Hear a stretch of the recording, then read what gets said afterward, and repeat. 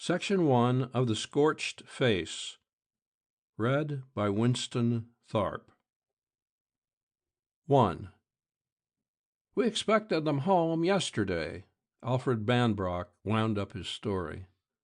When they had not come by this morning, my wife telephoned Mrs. Walden. Mrs. Walden said they had not been down there, had not been expected, in fact. On the face of it, then, I suggested, it seems that your daughters went away of their own accord and are staying away on their own accord. Banbrock nodded gravely. Tired muscles sagged in his fleshy face. It would seem so, he agreed. That is why I came to your agency for help instead of going to the police. Have they ever disappeared before? No. If you read the papers and magazines, you've no doubt seen hints that the younger generation is given to irregularity. My daughters came and went pretty much as they pleased. But though I can't say I ever knew what they were up to, we always knew where they were, in a general way. Can you think of any reason for their going away like this? He shook his weary head. Any recent quarrels? I probed. No, he changed it to yes, though I didn't attach any importance to it and wouldn't have recalled it if you hadn't jogged my memory. It was Thursday evening, the evening before they went away. And it was about? Money, of course. We never disagreed over anything else. I gave each of my daughters an adequate allowance, perhaps a very liberal one. Nor did I keep them strictly within it. There were few months in which they didn't exceed it. Thursday evening they asked for an amount of money even more than usual, in excess of what two girls should need. I wouldn't give it to them, though I finally did give them a somewhat smaller amount. We didn't exactly quarrel, not in the strict sense of the word, but there was a certain lack of friendliness between us. And it was after this disagreement that they said they were going down to Mrs. Walden's in Monterey for the weekend?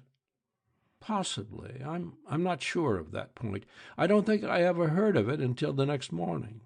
But they may have told my wife before that. I shall ask her if you wish. And you know of no other possible reason for their running away? None. I can't think that our dispute over money, by no means an unusual one, had anything to do with it. What does their mother think? Their mother is dead, Banbrock corrected me. My wife is their stepmother. She is only 2 years older than Myra, my older daughter. She is as much at sea as I. Did your daughters and their stepmother get along all right together? Yes, excellently. If there was a division in the family, I usually found them standing against me. Your daughters left Friday afternoon? At noon, or a few minutes after. They were going to drive down. The car, of course, is still missing. Naturally. What was it? A locomobile with a special cabriolet body, black. You can give me the license and engine numbers? I think so. He turned in his chair to the big roll-top desk that hid a quarter of one office wall, fumbled with papers in a compartment, and read the numbers over his shoulder to me. I put them on the back of an envelope. I'm going to have this car put on the police department list of stolen machines, I told him. If it can be done without mentioning your daughters. The police bulletin might find the car for us. That would help us find your daughters. Very well, he agreed, if it can be done without disagreeable publicity.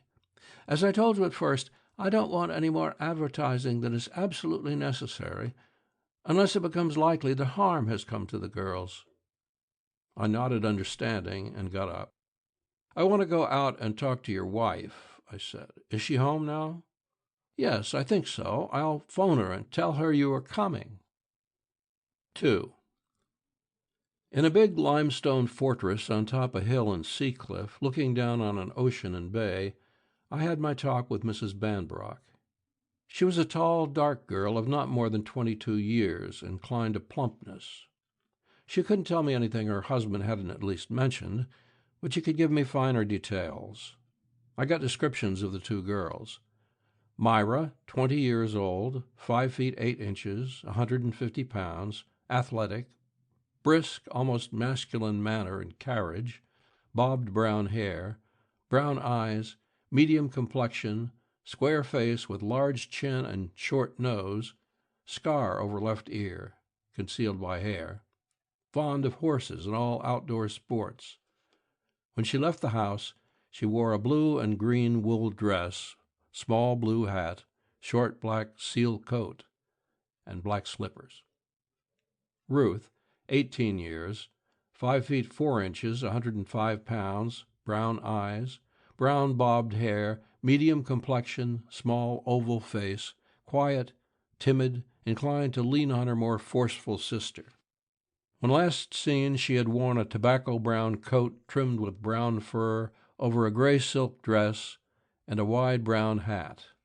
I got 2 photographs of each girl and an additional snapshot of Myra standing in front of the cabriolet.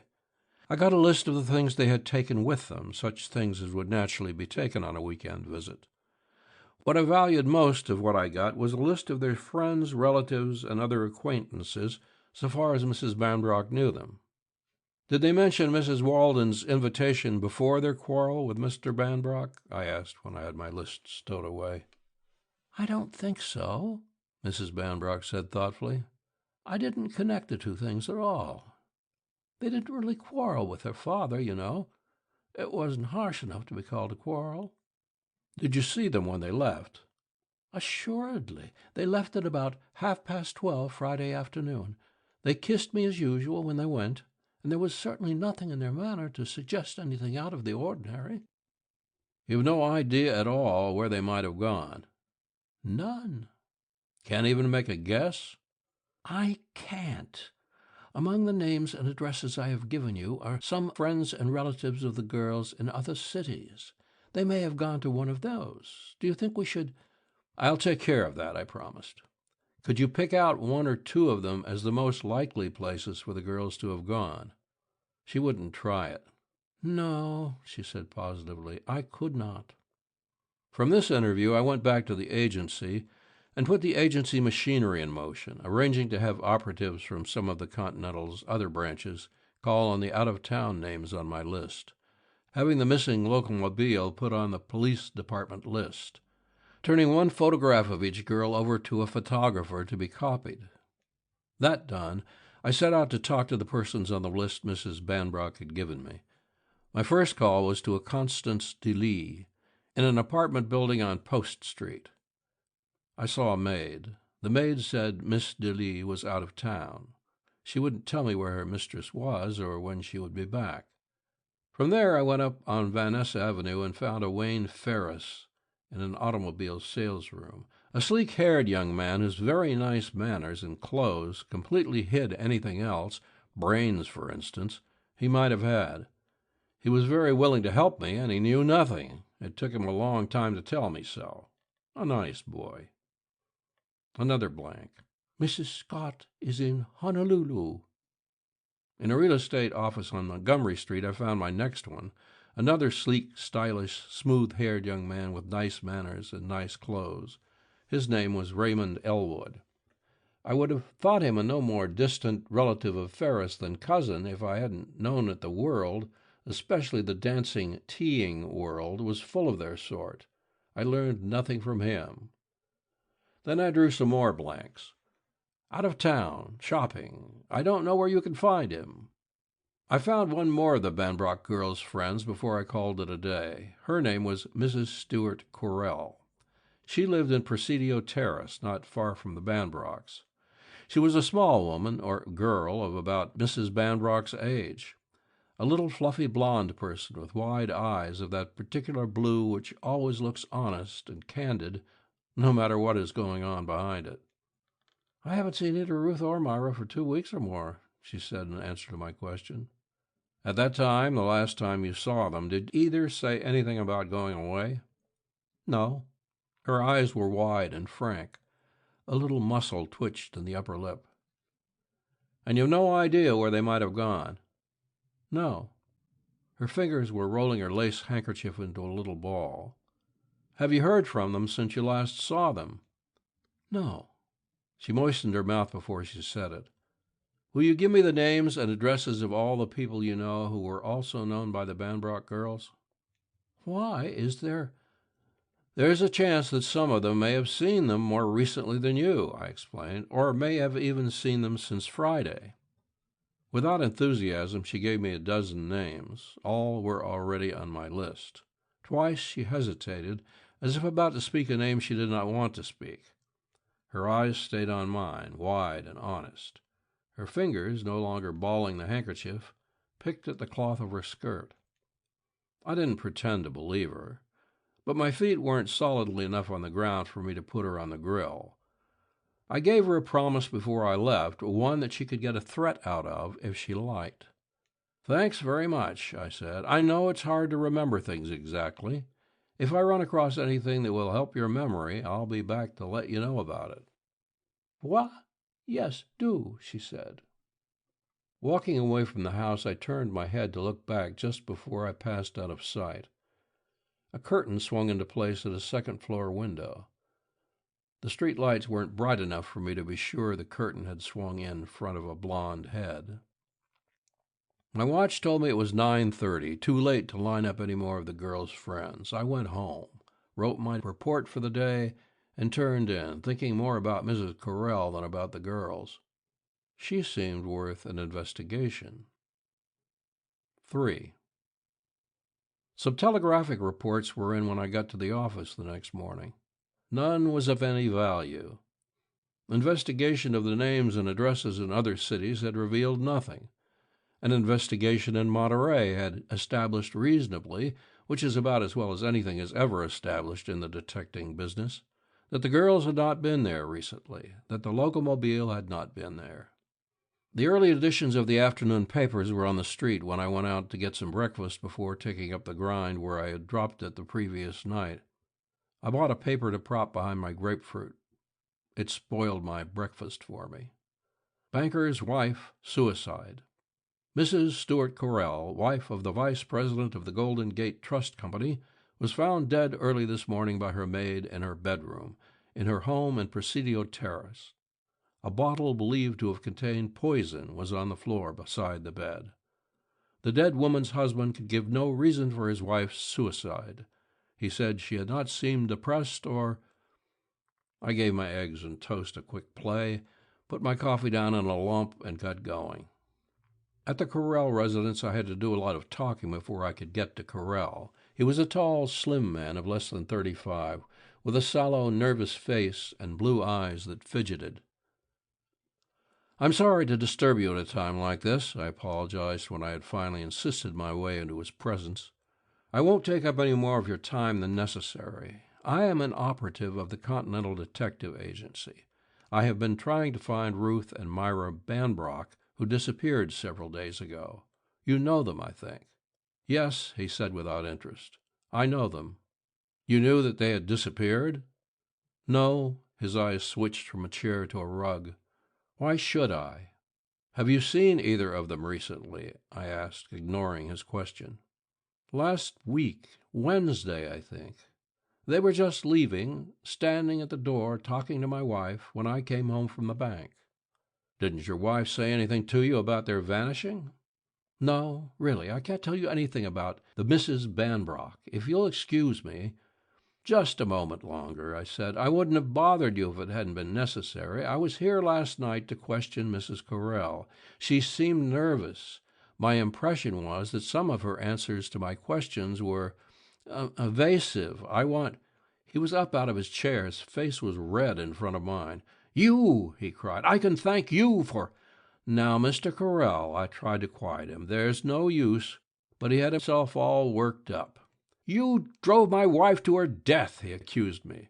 "You killed her with your damned prying, with your bulldozing threats, with your—" That was silly. I felt sorry for this young man whose wife had killed herself.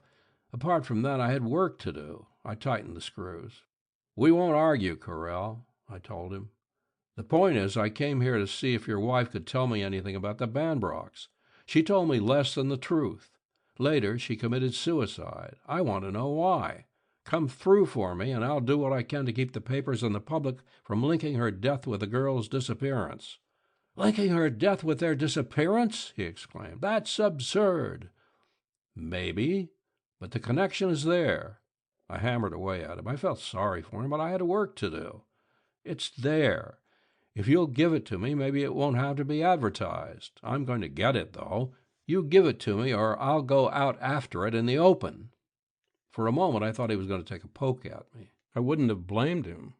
His body stiffened, then sagged, and he dropped back into his chair. His eyes fidgeted away from mine. "There's nothing I can tell," he mumbled. "When her maid went up to her room to call this morning, she was dead. There was no message, no reason, nothing." "Did you see her last night?"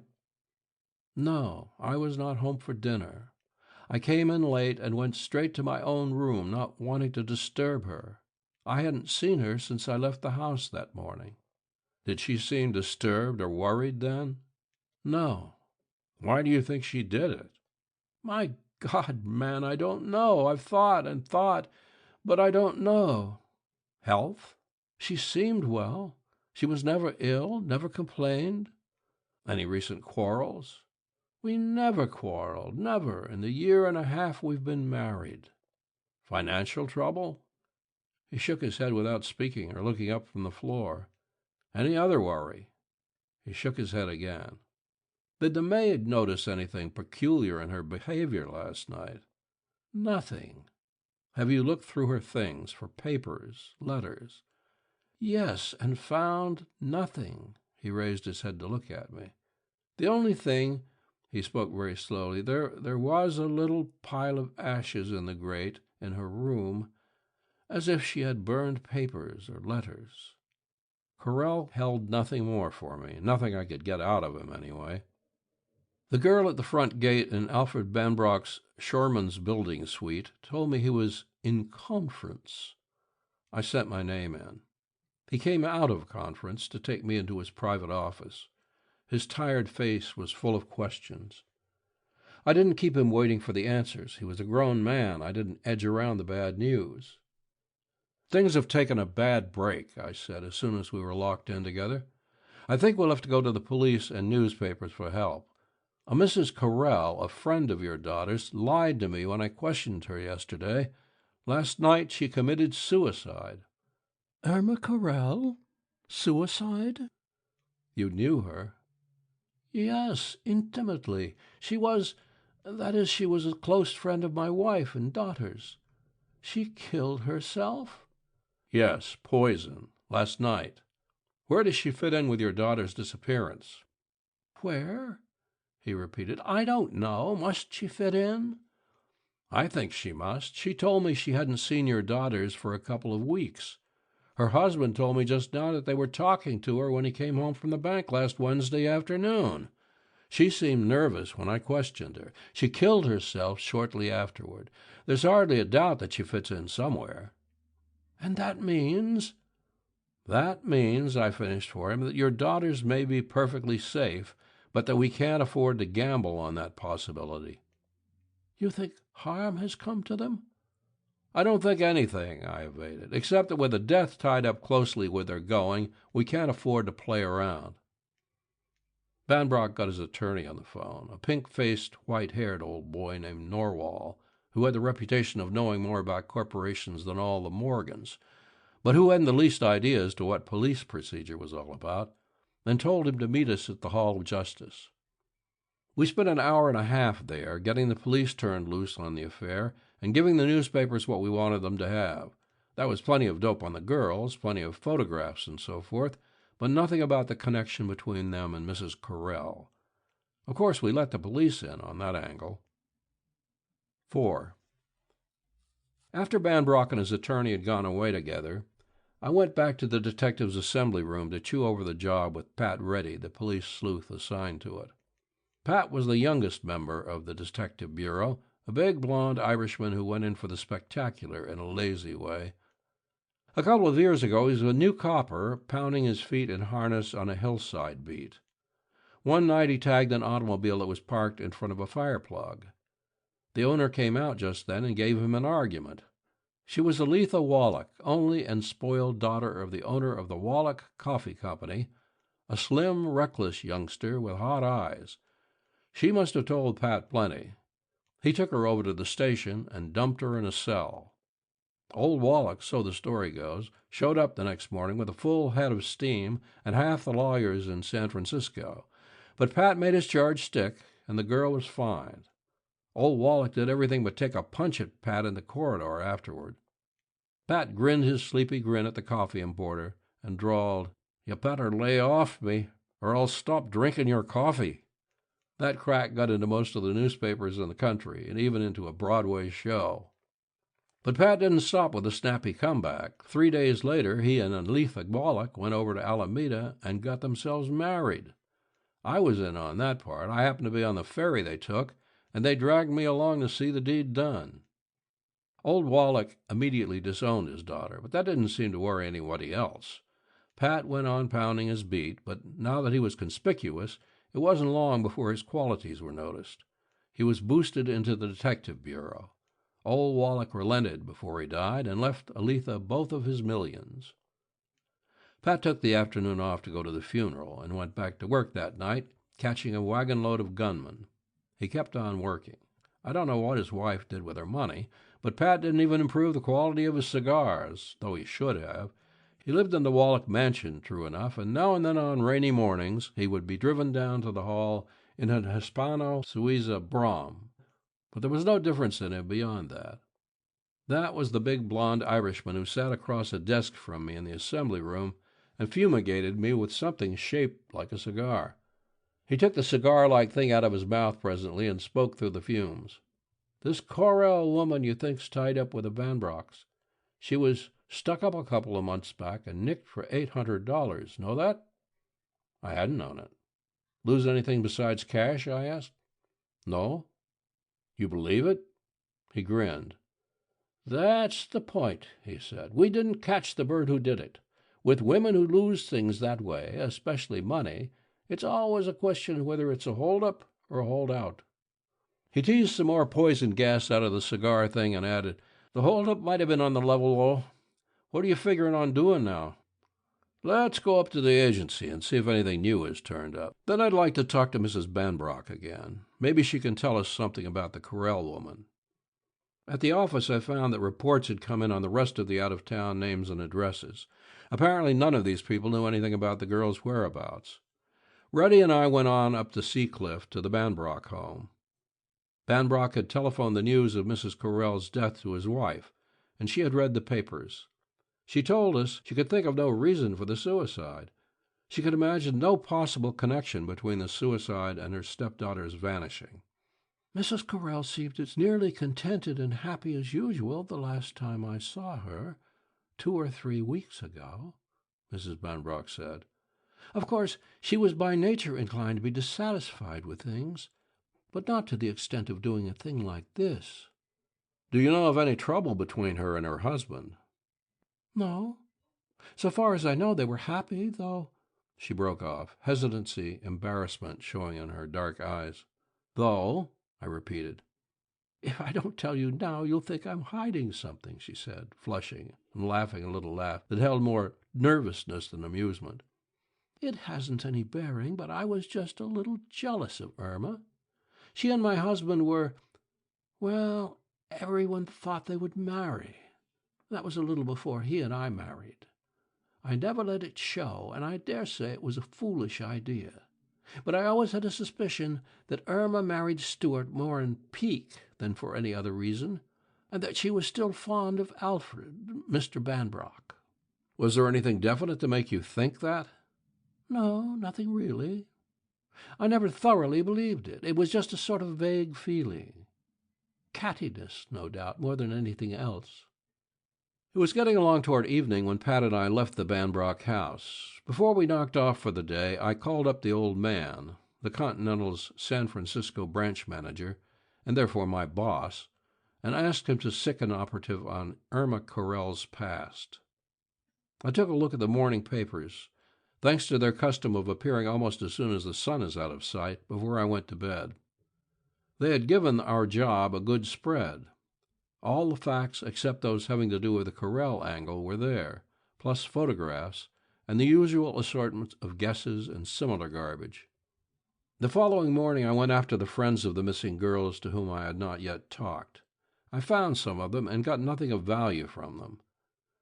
Late in the morning I telephoned the office to see if anything new had turned up. It had.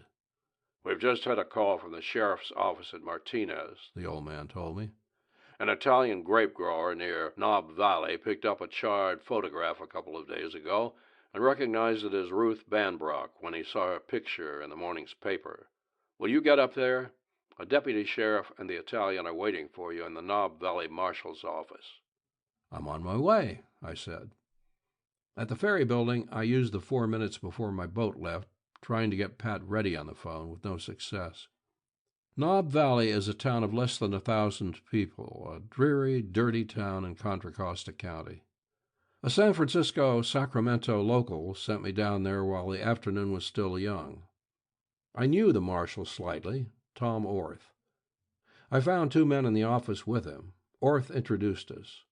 Abner Paget, a gawky man of 40-something, with a slack chin, scrawny face, and pale, intelligent eyes, was the deputy sheriff. Gio Saragino, the Italian grape grower, was a small, nut-brown man with strong yellow teeth that showed in an everlasting smile under his black mustache and soft brown eyes. Paget showed me the photograph, a scorched piece of paper the size of a $50, apparently all that had not been burned of the original picture. It was Ruth Banbrock's face. There was little room for doubting that. She had a particularly excited, almost drunken look, and her eyes were larger than in the other pictures of her I had seen, but it was her face. "He says he found it day 4 yesterday," Paget explained dryly, nodding at the Italian. "The wind blew it against his foot when he was walking up a piece of road near his place. He picked it up and stuck it in his pocket, he says, for no special reason, I guess, except maybe that guineas like pictures." He paused to regard the Italian meditatively. The Italian nodded his head in vigorous affirmation. "Anyways," the deputy sheriff went on, "he was in town this morning and seen the pictures in the papers from Frisco. So he come in here and told old Tom about it. Tom and me decided the best thing was to phone your agency, since the paper said you was working on it." I looked at the Italian. Paget, reading my mind, explained, "Saragino lives over in the hills, got a grape ranch there. Been around here 5 or 6 years, and ain't killed nobody that I know of." "Remember the place where you found the picture?" I asked the Italian. His grin broadened under his mustache, and his head went up and down. "For sure, I remember that place." "Let's go there," I suggested to Paget. "Right. Coming along, Tom?" The marshal said he couldn't. He had something to do in town. Saragino, Paget, and I went out and got into a dusty Ford that the deputy sheriff drove. We rode for nearly an hour along a country road that bent up the slope of Mount Diablo. After a while, at a word from the Italian, we left the country road for a dustier and ruttier one. A mile of this one. "This a place," Saragino said. Paget stopped the Ford. We got out in a clearing. The trees and bushes that had crowded the road retreated here for 20 feet or so on either side, leaving a little dusty circle in the woods. "About to this place," the Italian was saying. "I think I buy this stump, but between the bend ahead and that one behind, I know for sure."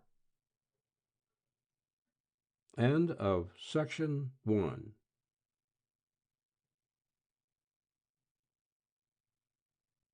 Section 2. 5. Paget was a countryman. I am not. I waited for him to move. He looked around the clearing slowly, standing still between the Italian and me. His pale eyes lighted presently. He went around the Ford to the far side of the clearing. Saragino and I followed. Near the fringe of bush at the edge of the clearing, the scrawny deputy stopped to grunt at the ground. The wheel marks of an automobile were there. A car had turned around here. Paget went on into the woods. The Italian kept close to his heels. I brought up the rear. Paget was following some sort of track. I couldn't see it, either because he and the Italian blotted it out ahead of me or because I'm a shine Indian. We went back quite a way. Paget stopped. The Italian stopped. Paget said, "Uh-huh," as if he had found an expected thing. The Italian said something with the name of God in it. I trampled a bush coming beside them to see what they saw. I saw it. At the base of the tree, on her side, her knees drawn up close to her body, a girl was dead. She wasn't nice to see. Birds had been at her. A tobacco-brown coat was half on, half off her shoulders. I knew she was Ruth Banbrock before I turned her over to look at the side of the face that the ground had saved from the birds. Serafino stood watching me while I examined the girl. His face was mournful in a calm way. The deputy sheriff paid little attention to the body. He was off in the brush, moving around, looking at the ground. He came back as I had finished my examination. "Shot," I told him, "once in the right temple.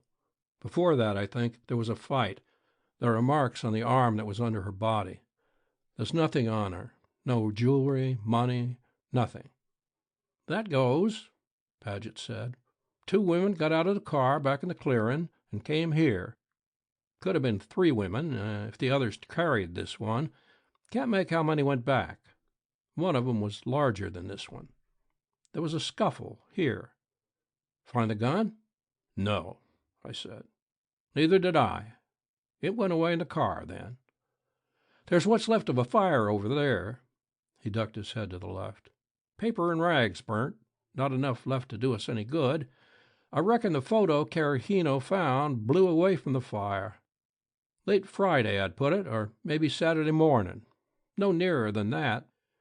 I took the deputy sheriff's word for it. He seemed to know his stuff. "Come here, I'll show you something," he said, and led me over to a little black pile of ashes. He hadn't anything to show me. He wanted to talk to me away from the Italian's ears. "I think the guinea's all right," he said, "but I reckon I'd best hold him a while to make sure. This is some way from his place, and he stuttered a little bit too much telling me how he happened to be passing here. Of course, that don't mean nothing much. All these guineas peddled vino, and I guess that's what brought him out this way. I'll hold him a day or 2 anyways." "Good," I agreed. "This is your country, and you know the people. Can you visit around and see what you can pick up? Whether anybody saw anything, saw a locomobile cabriolet, or anything else? You can get more than I could." "I'll do that," he promised. "All right, then I'll go back to San Francisco now. I suppose you want to camp here with the body." "Yeah, you drive the Ford back to Knob Valley and tell Tom what's what. He'll come or send out. I'll keep the guinea here with me." Waiting for the next westbound train out of Knob Valley, I got the office on the telephone. The old man was out. I told my story to one of the office men and asked him to get the news to the old man as soon as he could. Everybody was in the office when I got back to San Francisco. Alfred Banbrock, his face a pink gray that was deader than solid gray could have been, his pink and white old lawyer, Pat Reddy, sprawled on his spine, with his feet on another chair, the old man with his gentle eyes behind gold spectacles and his mild smile, hiding the fact that 50 years of sleuthing had left him without any feelings at all on any subject. Whitey Clayton used to say the old man could spit icicles in August. Nobody said anything when I came in. I said my say as briefly as possible. "Then the other woman, the woman who killed Ruth, was—" Banbrock didn't finish his question. Nobody answered it. "We don't know what happened," I said after a while. "Your daughter and someone we don't know may have gone there. Your daughter may have been dead before she was taken there. She may have—" "But Myra!" Banbrock was pulling at his collar with a finger inside. "Where is Myra?" I couldn't answer that, or could any of the others. "You're going up to Knob Valley now?" I asked him. "Yes, at once. You will come with me?" I wasn't sorry I could not. "No, there are things to be done here. I'll give you a note to the marshal. I want you to look carefully at the piece of your daughter's photograph the Italian found, to see if you remember it." Banbrock and the lawyer left. 6. Reddy lit one of his awful cigars. "We found the car," the old man said. "Where?" "In Sacramento. It was left in a garage there either late Friday night or early Saturday. Foley has gone up to investigate it, and Reddy has uncovered a new angle." Pat nodded through his smoke. "A hock shop dealer came in this morning," Pat said, and told us that Myra Banbrock and another girl came to his joint last week and hawked a lot of stuff. They gave him phony names, but he swears one of them was Myra. He recognized her picture as soon as he saw it in the paper. Her companion wasn't Ruth. It was a little blonde. Mrs. Correll? Uh-huh. The shark can't swear to that, but I think that's the answer. Some of the jewelry was Myra's, some Ruth's, and some we don't know. I mean, we can't prove it belonged to Mrs. Correll, although we will. When did all this happen? They soaked the stuff Monday before they went away. Have you seen Correll? Uh-huh, Pat said. I did a lot of talking to him, but the answers weren't worth much. He says he don't know whether any of her jewelry is gone or not, and doesn't care. It was hers, he says, and she could do anything she wanted with it. He was kind of disagreeable. I got along a little bit better with one of the maids. She says some of Mrs. Correll's pretties disappeared last week. Mrs. Correll said she had lent them to a friend. I'm going to show the stuff the hock shop has to the maid tomorrow to see if she could identify it. She didn't know anything else except that Mrs. Correll was out of the picture for a while on Friday, the day the Banbrock girls went away. What do you mean, out of the picture? I asked. She went out late in the morning and didn't show up until sometime about 3 the next morning. She and Correll had a row over it, but she wouldn't tell him where she had been. I like that. It could mean something. And, Pat went on, Correll has just remembered that his wife had an uncle who went crazy in Pittsburgh in 1902, and that she had a morbid fear of going crazy herself, and that she had often said she would kill herself if she thought she was going crazy. Wasn't it nice of him to remember those things at last, to account for her death? It was, I agreed, but it doesn't get us anywhere. It doesn't even prove that he knows anything. Now, my guess is— The hell with your guess, Pat said, getting up and pushing his hat in place.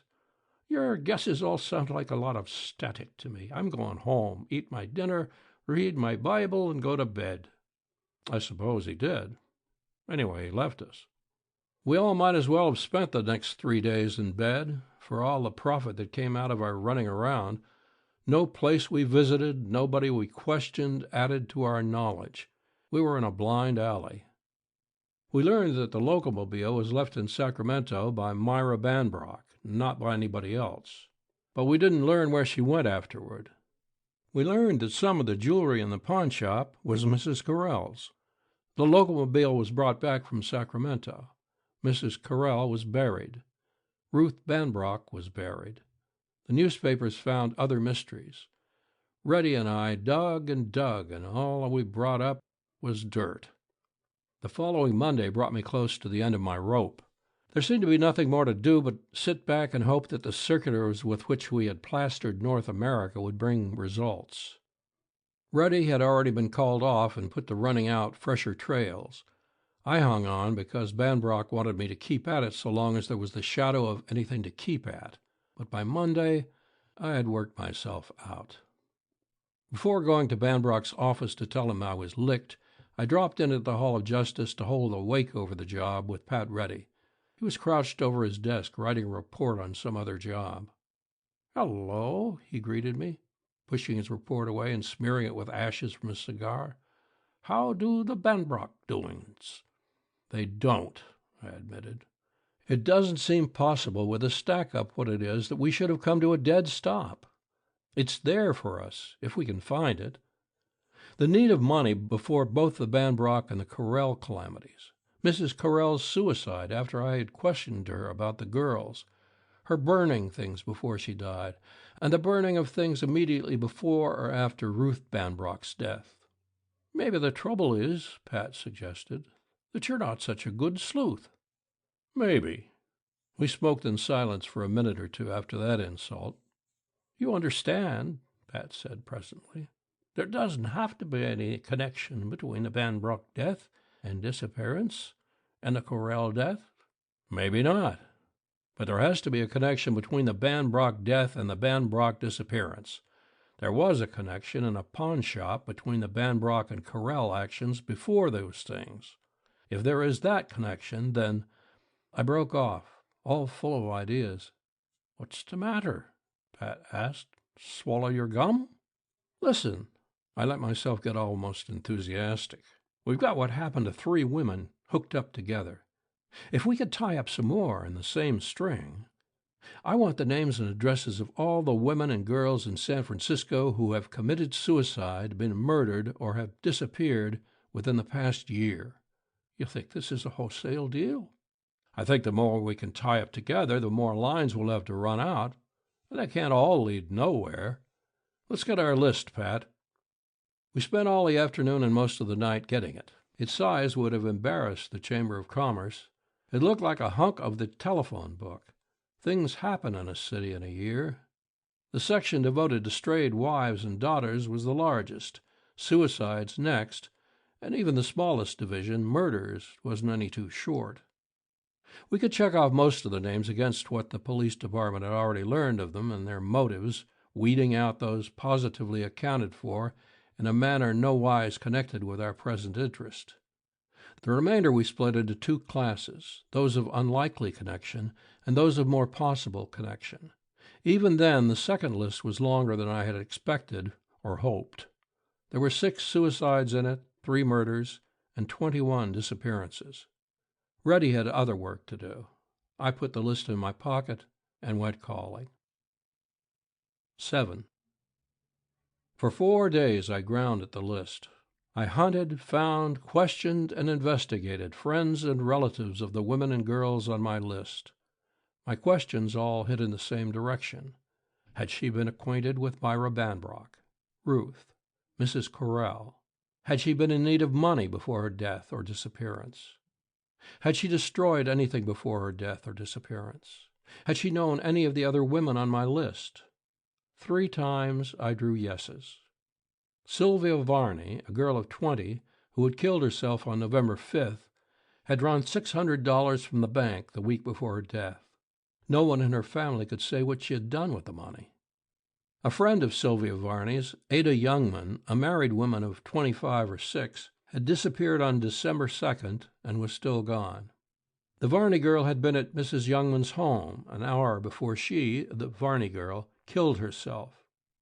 Mrs. Dorothy Sodden, a young widow, had shot herself on the night of January 13th. No trace was found of either the money her husband had left her or the funds of a club whose treasurer she was. A bulky letter her maid remembered having given her that afternoon was never found. These 3 women's connections with the Banbrock-Correll affair was sketchy enough. None of them had done anything that isn't done by 9 out of 10 women who kill themselves or run away. But the troubles of all 3 had come to a head within the last few months, and all 3 were women of about the same financial and social position as Mrs. Correll and the Banbrocks. Finishing my list with no fresh leads, I came back to these 3. I had the names and addresses of 62 friends of the Banbrock girls. I set about getting the same sort of catalog on the 3 women I was trying to bring into the game. I didn't have to do all the digging myself. Fortunately, there were 2 or 3 operatives in the office with nothing else to do just then. We got something. Mrs. Sodden had known Raymond Elwood. Sylvia Varney had known Raymond Elwood. There was nothing to show Mrs. Youngman had known him, but it was likely she had. She and the Varney girl had been thick. I had already interviewed this Raymond Elwood in connection with the Banbrock girls, but paid no especial attention to him. I had considered him just one of the sleek-headed, high-polished young men of whom there was quite a few listed. I went back at him, all interest now. The results were promising. He had, as I have said, a real estate office on Montgomery Street. We were unable to find a single client he had ever served, or any signs of one's existence. He had an apartment out in the Sunset District where he lived alone. His local record seemed to go back no farther than 10 months, though we couldn't find its definite starting point. Apparently, he had no relatives in San Francisco. He belonged to a couple of fashionable clubs. He was vaguely supposed to be well-connected in the East. He spent money. I couldn't shadow Elwood, having too recently interviewed him. Dick Foley did. Elwood was seldom in his office during the first 3 days, Dick tailed him. He was seldom in the financial district. He visited his clubs, he danced and tea'd and so forth, and each of those 3 days he visited a house on Telegraph Hill. The first afternoon Dick had him, Elwood went to the Telegraph Hill house with a tall, fair young girl from Burlingame. The second day, in the evening, with a plump young woman who came out of a house out on Broadway. The third evening with a very young girl who seemed to live in the same building as he. Usually Elwood and his companion spent from 3 to 4 hours in the house on Telegraph Hill. Other people, all apparently well-to-do, went in and out of the house while it was under Dick's eye. I climbed Telegraph Hill to give the house the up and down. It was a large house, a big frame house painted egg yellow. It hung dizzily on a shoulder of the hill, a shoulder that was sharp where rock had been quarried away. The house seemed about to go skiing down on the roofs far below. It had no immediate neighbors. The approach was screened by bushes and trees. I gave that section of the hill a good strong play, calling it all the houses within shooting distance of the yellow one. Nobody knew anything about it or about its occupants. The folks on the hill aren't a curious lot, perhaps because most of them have something to hide on their own account. My climbing up and down hill got me nothing until I succeeded in learning who owned the yellow house. The owner was an estate whose affairs were in the hand of the West Coast Trust Company. I took my investigations to the trust company with some satisfaction. The house had been leased 8 months ago by Raymond Elwood, acting for a client named T.F. Maxwell. We couldn't find Maxwell. We couldn't find anybody who knew Maxwell.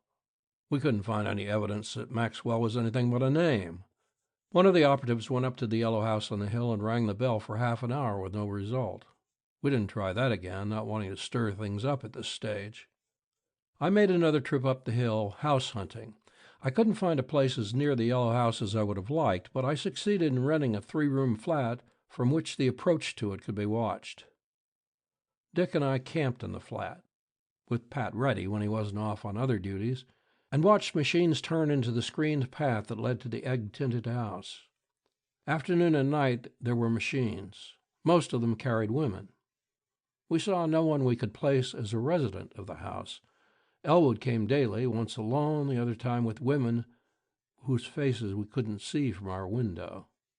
We shadowed some of the visitors away. They were without exception reasonably well off financially, and some were socially prominent. We didn't go up against any of them with talk. Even a carefully planned pretext is as likely as not to tip your mitt when you're up against a blind game. 3 days of this, and our break came. It was early evening, just dark. Pat Reddy had phoned that he had been up on a job for 2 days and a night and was going to sleep the clock around. Dick and I were sitting at the window of our flat, watching automobiles turn toward the yellow house, writing down their license numbers as they passed through the blue-white patch of light an arc lamp put in the road just beyond our window. A woman came climbing the hill afoot. She was a tall woman, strongly built. A dark veil, not thick enough to advertise the fact that she wore it to hide her features, nevertheless did hide them. Her way was up the hill past our flat on the other side of the roadway. A night wind from the Pacific was creaking a grocer's sign down below, swaying the arc light above. The wind caught the woman as she passed out of our building's sheltered area, coat and skirts tangled. She put her back to the wind, a hand to her hat, her veil whipped out straight from her face. Her face was a face from a photograph, Myra Banbrock's face. Dick made her with me. "Oh, baby," he cried, bouncing to his feet. "Wait," I said. "She's going into the joint on the edge of the hill. Let her go. We'll go after her when she's inside. That's our excuse for frisking the joint." I went into the next room where our telephone was and called Pat Reddy's number. "She didn't go in," Dick called from the window. "She went past the path." "After her," I ordered. "There's no sense to that. What's the matter with her?" I felt sort of indignant about it. "She's got to go in. Taylor, I'll find you after I get Pat." Dick went. Pat's wife answered the telephone. I told her who I was. "Will you shake Pat out of the covers and send him up here? He knows where I am. Tell him I want him in a hurry." "I will," she promised. "I'll have him there in 10 minutes, wherever it is." Outdoors, I went up the road, hunting for Dick and Myra Banbrock. Neither was in sight. Passing the bushes that masked the yellow house, I went on, circling down a stony path to the left. No sign of either. I turned back in time to see Dick going into our flat. I followed. "She's in," he said when I joined him. "She went up the road, cut across through some bushes, came back to the edge of the cliff, and slid feet first through a cellar window." That was nice. The crazier the people you are sleuthing act, as a rule, the nearer you are to an ending of your troubles. Reddy arrived within a minute or two of the time his wife had promised. He came in buttoning his clothes. "What the hell did you tell Althea?" he growled at me. "She gave me an overcoat to put over my pajamas, dumped the rest of my clothes in the car, and I had to get in them on the way over." "I'll cry with you after a while," I dismissed his troubles. "Myra Banbrock just went into the joint through a cellar window. Elwood has been in there an hour. Let's knock it off." Pat is deliberate. "We ought to have papers, even at that," he stalled. "Sure," I agreed, "but you can get them fixed up afterwards. That's what you're here for. Contra Costa County wants her, maybe to try her for murder. That's all the excuse we need to get into the joint. We'll go there for her. If we happen to run into anything else, well and good." Pat finished buttoning his vest. "All right," he said sourly. "Have it your way. But if you get me smashed for searching a house without authority, you'll have to give me a job with your law-breaking agency." "I will." I turned to Foley. "You'll have to stay outside, Dick. Keep your eye on the getaway. Don't bother anybody else. But if the Banbrock girl gets out, stay behind her." "I expected it," Dick howled. "Any time there's any fun, I can count on being stuck off somewhere on a street corner." End of section 2.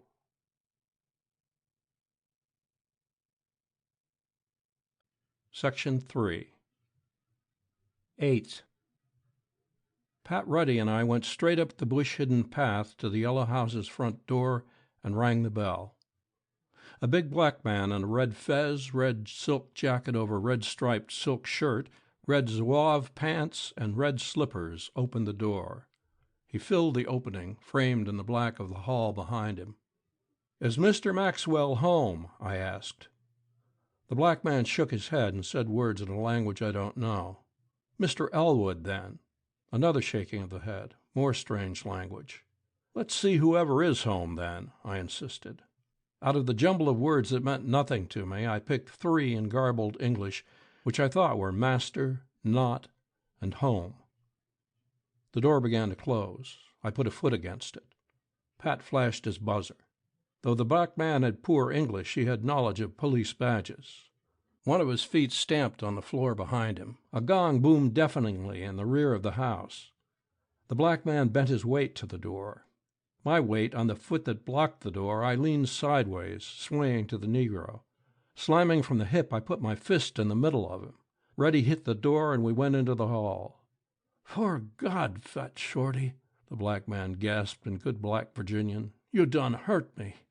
Reddy and I went by him down the hall whose bounds were lost in darkness. The bottom of a flight of steps stopped my feet. A gun went off upstairs. It seemed to point at us. We didn't get the bullets. A babble of voices, women screaming, men shouting, came and went upstairs, came and went as if a door was being opened and shut. "Up, my boy," Reddy yelped in my ear.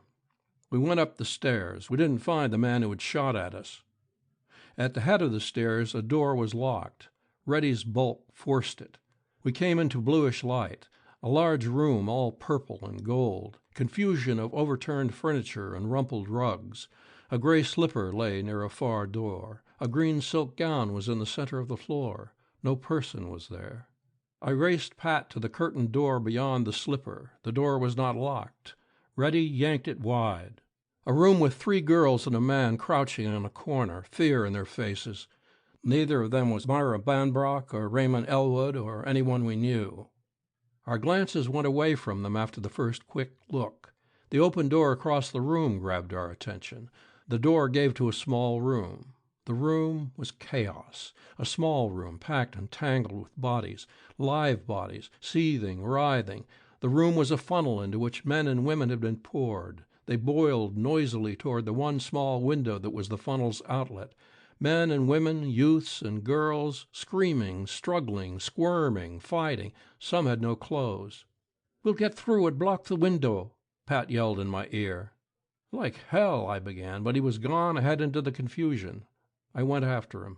I didn't mean to block the window. I meant to save Pat from his foolishness. No 5 men could have fought through that boiling turmoil of maniacs. No 10 men could have turned them from the window. Pat, big as he is, was down when I got to him. A half-dressed girl, a child, was driving at his face with sharp, high heels. Hands, feet were tearing him apart. I cleared him with a play of gun barrel on shins and wrists, dragged him back. "Myra's not there," I yelled into his ear as I helped him up. "Elwood's not there." I wasn't sure, but I hadn't seen them, and I doubted that they would be in this mess. These savages, boiling again to the window with no attention for us, whoever they were, weren't insiders. They were the mob, and the principals shouldn't be among them. "We'll try the other rooms," I yelled again. "We don't want these." Pat rubbed the back of his hand across his torn face and laughed. "It's a cinch I don't want 'em any more," he said. We went back to the head of the stairs the way we had come. We saw no one. The men and girls who had been in the next room were gone. At the head of the stairs we paused. There was no noise behind us except the now fainter babble of the lunatics fighting for their exit. A door shut sharply downstairs. A body came out of nowhere, hit my back, flattened me to the landing. The feel of silk was on my cheek. A brawny hand was fumbling at my throat. I bent my wrist until my gun, upside down, lay against my cheek. Praying for my ear, I squeezed. My cheek took fire. My head was a roaring thing about to burst. The silk slid away. Pat hauled me upright. We started down the stairs. Swish! A thing came past my face, stirring my bared hair. 1,000 pieces of glass, china, plaster exploded upward at my feet. I tilted head and gun together. A Negro's red silk arms were still spread over the balustrade above. I sent him 2 bullets. Pat sent him 2. The Negro teetered over the rail. He came down on us, arms outflung, a dead man's swan dive. We scurried down the stairs from under him. He shook the house when he landed, but we weren't watching him then. The smooth, sleek head of Raymond Elwood took our attention. In the light from above, it showed for a furtive split second around the newel post at the foot of the stairs, showed and vanished. Pat Reddy, closer to the rail than I, went over it at a one-hand vault down into the blackness below. I made the foot of the stairs in 2 jumps, jerked myself around with a hand on the newel, and plunged into the suddenly noisy dark of the hall. A wall I couldn't see hit me. Caroming off the opposite wall, I spun into a room whose curtained grayness was the light of day after the hall. 9. Pat Reddy stood with one hand on a chair back, holding his belly with the other. His face was mouse-colored under its blood. His eyes were glass agonies.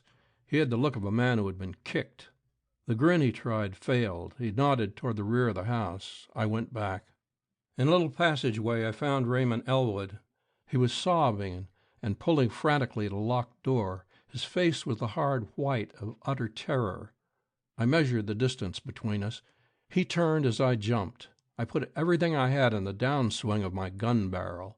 A ton of meat and bone crashed into my back. I went over against the wall, breathless, giddy, sick. Red silk arms that ended in brown hands locked around me. I wondered if there was a whole regiment of these gaudy Negroes, or if I was colliding with the same one over and over. This one didn't let me do much thinking. He was big, he was strong, he didn't mean any good. My gun arm was flat at my side, straight down. I tried a shot at one of his Negro's feet, missed. Tried again. He moved his feet. I wriggled around, half facing him. Elwood piled on my other side. The Negro bent me backward, folding my spine on itself like an accordion. I fought to hold my knees stiff. Too much weight was hanging on me. My knees sagged, my body curved back. Pat Reddy, swaying in the doorway, shone over the Negro's shoulder like the angel Gabriel. Gray pain was in Pat's face, but his eyes were clear. His right hand held a gun. His left was getting a blackjack out of his hip pocket. He swung the sap down on the Negro's shaven skull. The black man wheeled away from me, shaking his head. Pat hit him once more before the Negro closed with him, hit him full in the face, but couldn't beat him off. Twisting my freed gun hand up, I drilled Elwood neatly through the chest and let him slide down me to the floor. The Negro had Pat against the wall, bothering him a lot. His broad red back was a target. But I had used 5 of the 6 bullets in my gun. I had more in my pocket, but reloading takes time. I stepped out of Elwood's feeble hands and went to work with the flat of my gun on the Negro. There was a roll of fat where his skull and neck fit together. The third time I hit it, he flopped, taking Pat with him. I rolled him off. The blond police detective, not very blond now, got up. At the other end of the passageway, an open door showed an empty kitchen. Pat and I went to the door that Elwood had been playing with. It was a solid piece of carpentering and neatly fastened. Yoking ourselves together, we began to beat the door with our combined 370 or 80 pounds. It shook, but held. We hit it again. Wood we couldn't see tore. Again. The door popped away from us. We went through, down a flight of steps, rolling, snowballing down, until a cement floor stopped us. Pat came back to life first. "You're a hell of an acrobat," he said. "Get off my neck." I stood up. He stood up. We seemed to be dividing the evening between falling on the floor and getting up from the floor. A light switch was at my shoulder. I turned it on. If I looked anything like Pat, we were a fine pair of nightmares. He was all raw meat and dirt, with not enough clothes left to hide much of either. I didn't like his looks, so I looked around the basement in which we stood. To the rear was a furnace, coal bins, and a wood pile. To the front was a hallway and rooms, after the manner of upstairs. The first door we tried was locked, but not strongly. We smashed through it into a photographer's dark room. The second door was unlocked and put us in a chemical laboratory, retorts, tubes, burners, and a small still. There was a little round iron stove in the middle of the room. No one was there. We went out into the hallway and to the third door, not so cheerfully. This cellar looked like a bloomer. We were wasting our time here when we should have stayed upstairs. I tried the door. It was firm beyond trembling. We smacked it with our weight together experimentally. It didn't shake. "Wait." Pat went to the wood pile in the rear and came back with an axe. He swung the axe against the door, flaking out a hunk of wood. Silvery points of light sparkled in the hole. The other side of the door was an iron or steel plate. Pat put the axe down and leaned on the helve. "You write the next prescription," he said. I didn't have anything to suggest, except, "I'll camp here. You beat it upstairs and see if any of your coppers have shown up. This is a godforsaken hole, but somebody may have sent in an alarm. See if you can find another way into this room, a window maybe, or manpower enough to get us in through this door." Pat turned toward the steps. A sound stopped him, the clicking of bolts on the other side of the iron-lined door. A jump put Pat on one side of the frame. A step put me on the other. Slowly the door moved in, too slowly. I kicked it open. Pat and I went into the room on the top of my kick. His shoulder hit the woman. I managed to catch her before she fell. Pat took her gun. I steadied her back on her feet. Her face was a pale blank square. She was Myra Banbrock, but she now had none of the masculinity that had been in her photographs and description. Steadying her with one arm, which also served to block her arms, I looked around the room. A small cube of a room, whose walls were brown-painted metal. On the floor lay a queer little dead man. A little man in tight-fitting black velvet and silk, black velvet blouse and breeches, black silk stockings and skull-cap, black patent leather pumps. His face was small and old and bony, but smooth as stone without line or wrinkle. A hole was in his blouse where it fit high under his chin. The hole bled very slowly. The floor around him showed it had been bleeding faster a little while ago. Beyond him a safe was open. Papers were on the floor in front of it, as if the safe had been tilted to spill them out. The girl moved against my arm. "You killed him?" I asked. "Yes." Too faint to have been heard a yard away. "Why?" She shook her short brown hair out of her eyes with a tired jerk of her head. "Does it make any difference?" she asked. "I did kill him." "It might make a difference," I told her, taking my arm away and going over to shut the door. People talk more freely in a room with a closed door. "I happen to be in your father's employ. Mr. Reddy is a police detective. Of course, neither of us can smash any laws, but if you'll tell us what's what, maybe we can help you." "My father's employ?" she questioned. "Yes. When you and your sister disappeared, he engaged me to find you. We found your sister, and—" Life came into her face and eyes and voice. "I didn't kill Ruth," she cried. "The papers lied. I didn't kill her. I didn't know she had the revolver. I didn't know it. We were going away to hide from everything. We stopped in the woods to burn those things. That's the first time I knew she had the revolver. We had talked about suicide at first, but I had thought I had persuaded her not to. I tried to take the revolver away from her, but I couldn't. She shot herself while I was trying to get it away. I tried to stop her. I didn't kill her." This was getting somewhere. "And then?" I encouraged her. "And then I went to Sacramento and left the car there and came back to San Francisco. Ruth told me she had written Raymond Elwood a letter. She told me that before I persuaded her not to kill herself the first time. I tried to get the letter from Raymond. She had written him she was going to kill herself.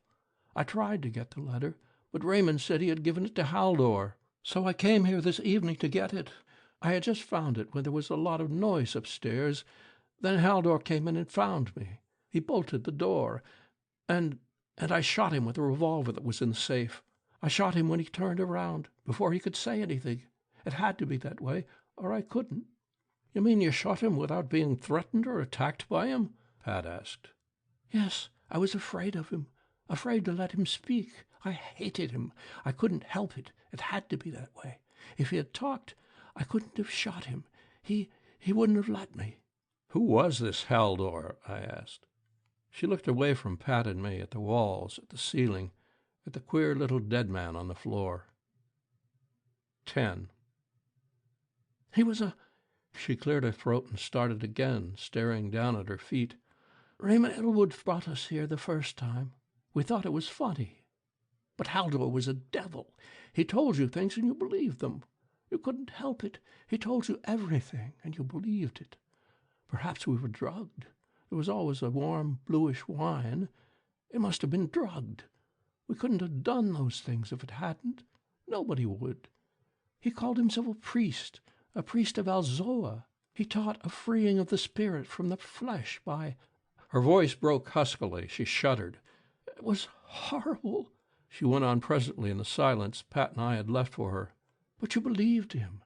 That's the whole thing. You couldn't understand it unless you understand that. The things he taught could not be so. But he said they were, and you believed they were. Or maybe, I don't know, maybe you pretended you believed them because you were crazy and drugs were in your blood. We came back again and again for weeks, months, before the disgust that had to come drove us away. We stopped coming, Ruth and I, and Irma, and then we found out what he was. He demanded money, more money than we had been paying while we believed or pretended belief in his cult. We couldn't give him the money he demanded. I told him we wouldn't.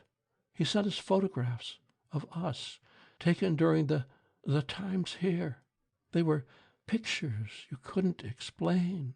And they were true. We knew them true. What could we do? He said he would send copies to our father, every friend, everyone we knew, unless we paid. What could you do except pay? We got the money somehow. We gave him money, more. And then we had no more, could get no more. We didn't know what to do. There was nothing to do except Ruth and Irma wanted to kill themselves. I thought of that too, but I persuaded Ruth not to. I said we'd go away. I'd take her away, keep her safe. And then this. She stopped talking, went on staring at her feet. I looked again at the little dead man on the floor, weird in his black cap and clothes. No more blood came from his throat. It wasn't hard to put the pieces together. This dead Haldor, self-ordained priest or something or other, staging orgies under the alias of religious ceremonies. Elwood, his confederate, bringing women of family and wealth to him. A room lighted for photography with a concealed camera. Contributions from his converts so long as they were faithful to the cult. Blackmail, with the help of the photographs, afterward. I looked from Haldor to Pat Reddy. He was scowling at the dead man. No sound came from outside the room. "You have the letter your sister wrote Elwood?" I asked the girl. Her hand flashed to her bosom and crinkled paper there. "Yes." "It says plainly she meant to kill herself?" "Yes." "That ought to square her with Contra Costa County," I said to Pat. He nodded his battered head. "It ought to," he agreed. "It's not likely they would prove murder on her, even without that letter. With it, they'll not take her into court. That's a safe bet. Another is that she won't have any trouble over this shooting. She'll come out of court free and thanked in the bargain." Myra Banbrock flinched away from Pat as if he had hit her in the face. I was her father's hired man just now. I saw her side of the affair. I lit a cigarette and studied what I could see of Pat's face through blood and grime. Pat is a right guy. "Listen, Pat," I wheedled him, though with a voice that was as if I were not trying to wheedle him at all. "Miss Banbrock can go into court and come out free and thanked, as you say, but to do it she's got to use everything she knows. She's got to have all the evidence there is. She's got to use all those photographs Haldor took, or all we can find of them. Some of those pictures have sent women to suicide, Pat, at least 2 that we know. If Miss Banbrock goes into court, we've got to make the photographs of God knows how many other women public property. We've got to advertise things that will put Miss Banbrock, and you can't say how many other women and girls, in a position that at least 2 women have killed themselves to escape." Pat scowled at me and rubbed his dirty chin with a dirtier thumb. I took a deep breath and made my play. "Pat, you and I came here to question Raymond Elwood, having traced him here. Maybe we suspected him of being tied up with a mob that knocked over the St. Louis bank last month. Maybe we suspected him of handling the stuff that was taken from the mail cars in that stick-up near Denver week before last. Anyway, we were after him, knowing that he had a lot of money that came from nowhere and a real estate office that did no real estate business. We came here to question him in connection with one of those jobs I've mentioned. We were jumped by a couple of the shines upstairs when they found we were sleuths. The rest of it grew out of that. This religious cult business was just something we ran into and didn't interest us especially. So far as we knew, all these folks jumped up just through friendship for the man we were trying to question. Haldor was one of them. And tussling with you, you shot him with his own gun, which of course is the one Miss Banbrock found in the safe." Reddy didn't seem to like my suggestion at all. The eyes with which he regarded me were decidedly sour. "You're goofy," he accused me. "What's that get anybody?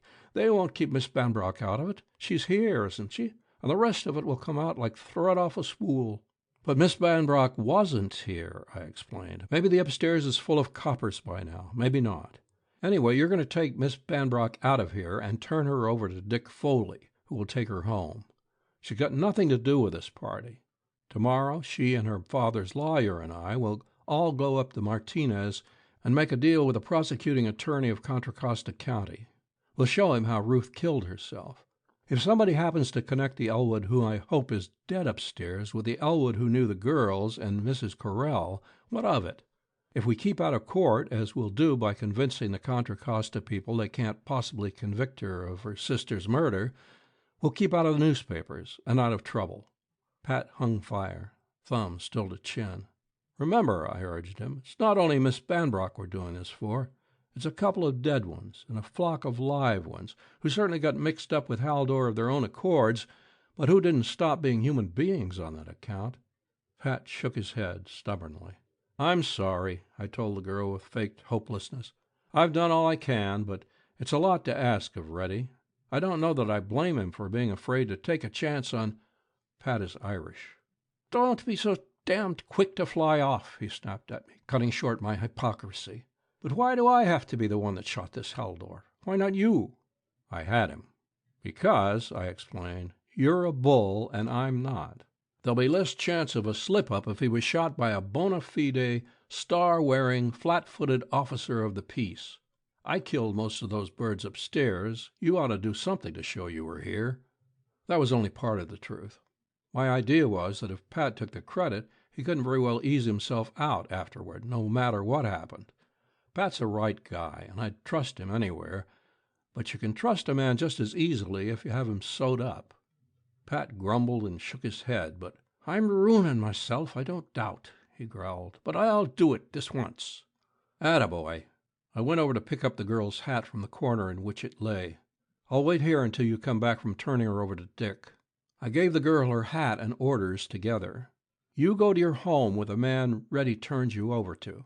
Stay there until I come, which will be as soon as I can make it. Don't tell anybody anything, except that I told you to keep quiet. That includes your father. Tell him I told you not to tell him even where you saw me. Got it?" "Yes, and I—" Gratitude is nice to think about afterward, but it takes time when there's work to be done. Get going, Pat. They went. 11. As soon as I was alone with the dead man, I stepped over him and knelt in front of the safe, pushing letters and papers away, hunting for photographs. None was in sight. One compartment of the safe was locked. I frisked the corpse. No key. The locked compartment wasn't very strong, but neither am I the best safe burglar in the West. It took me a while to get into it. What I wanted was there, a thick sheaf of negatives, a stack of prints, 100 of them. I started to run through them, hunting for the Banbrock girls' pictures. I wanted to have them pocketed before Pat came back. I didn't know how much farther he would let me go. Luck was against me, and the time I had wasted getting into the compartment. He was back before I had got past the 6th print in the stack. Those 6 had been pretty bad. "Well, that's done," Pat growled at me as he came into the room. "Dick's got her. Elwood is dead, and so is the only one of the Negroes I saw upstairs. Everybody else seems to have beat it.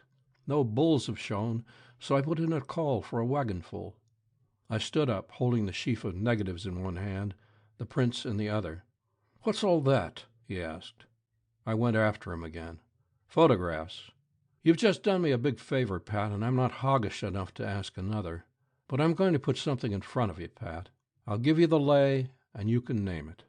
These," I waved the pictures at him, "are Haldor's meal tickets, the photos he was either collecting on or planning to collect on. They're photographs of people, Pat, mostly women and girls, and some of them are pretty rotten. If tomorrow's papers say that a flock of photos were found in this house after the fireworks, there's going to be a fat suicide list in the next day's papers, and a fatter list of disappearances. If the papers say nothing about the photos, the list may be a little smaller, but not much. Some of the people whose pictures are here know they are here. They will expect the police to come hunting for them. We know this much about the photographs. 2 women have killed themselves to get away from them. This is an armful of stuff that can dynamite a lot of people, Pat, and a lot of families, no matter which of those 2 ways the papers read. But suppose, Pat, the papers say that just before you shot Haldor, he succeeded in burning a lot of pictures and papers, burning them beyond recognition. Isn't it likely, then, that there won't be any suicides, that some of the disappearances of recent months may clear themselves up? There she is, Pat. You name it. Looking back, it seems to me I'd come a lot nearer being eloquent than ever before in my life. But Pat didn't applaud. He cursed me. He cursed me thoroughly, bitterly, and with an amount of feeling that told me I had won another point in my little game. He called me more things than I have ever listened to before from a man who was built of meat and bone, and who could therefore be smacked. When he was through, we carried the papers and photographs and a small book of addresses we found in the safe into the next room, and fed them to the little round iron stove there. The last of them was ash before we heard the police overhead. "That's absolutely all," Pat declared when we got up from our work. "Don't ever ask me to do anything else for you if you live to be 1,000. "That's absolutely all," I echoed. I like Pat. He is a right guy. The 6th photograph in the stack had been of his wife, the coffee importer's reckless, hot-eyed daughter. End of Section 3. End of The Schorched Face by Dashiell Hammett.